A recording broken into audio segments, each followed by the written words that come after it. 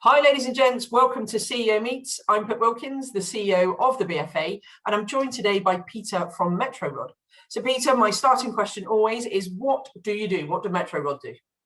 Well, first of all, Pip, thank you very much for inviting me to this interview. In answer to your question, what do Metro Rod do? We're a nationwide drainage business that delivers drainage and plumbing services to a wide range of clients across the UK, with over 450 active engineers on the ground operating in excess of 400 vans. So essentially, we keep Britain's drains flowing from clean water into wastewater out. That's what we do. Fantastic. And you are not a new business to franchising. You've been around for a while.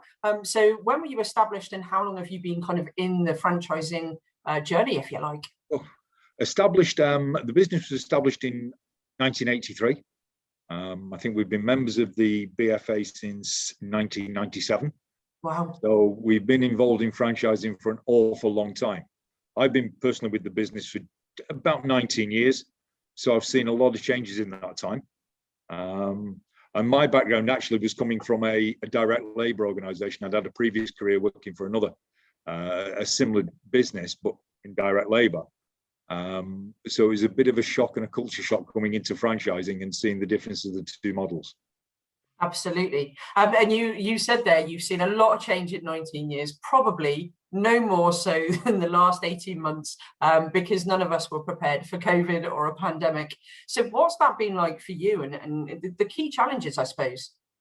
Much like everybody else in the country, it's been difficult. First of all, during the pandemic period and coming out of it, we've been pretty successful. We were designated key workers, and we maintained services right the way through the pandemic.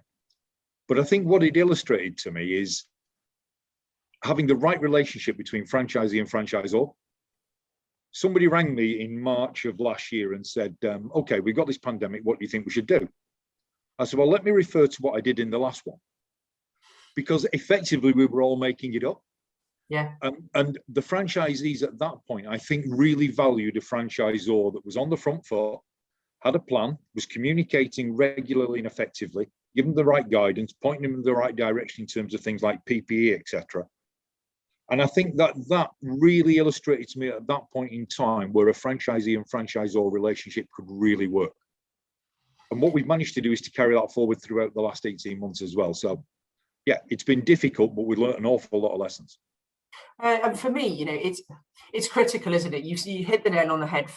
For me, the strengthening of relationships between franchisor and franchisee, and the strengthening of the franchise community as a whole, has what's made the last 18 months special. We've got some great stories of how people have overcome kind of challenges, how they've had to diversify and support a network, which is no easy journey, because everyone has their own unique way of dealing with things, right? They do, and obviously, right at the start of the first lockdown in spring of last year, the levels of anxiety were huge. People didn't know if the business was going to survive, what was going to happen in the broader economy, how they were going to pay staff, what the furlough scheme looked like, how they could access loans. And all of those things, when you've got, as we have in Metro Rod, a support centre with all of that expertise in place, from finance expertise to HR expertise, actually, you can start and provide the level of guidance and advice that franchisees may not get if they were just independent traders. So that was really important to us, and reducing that level of anxiety was the first thing we had to do. Then getting a stable base, then understanding what the business might look like over the next 3 to 6 months, positioning our business so we could manage that, and then obviously doing things like working remotely. I'm sat in a building that should have 120 people in it. I think today there are 4 in, and making sure you've got the technology in place to support the business, and more importantly, support the customers who need your services during a period, unprecedented period like the pandemic. Yeah, absolutely.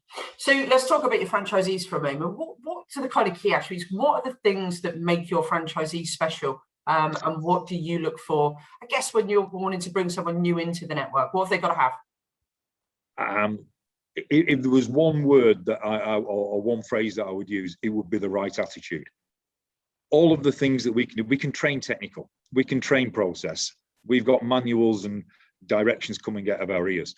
What you really need is someone with the right attitude that's prepared to get involved, work hard, and benefit from the fruits of their labour. And we've got a mix of franchisees. We've got franchisees who are business people that we're used to running big teams, through to drainage engineers that have come through from being on a van, adopting and taking a business forward. And both are equally successful.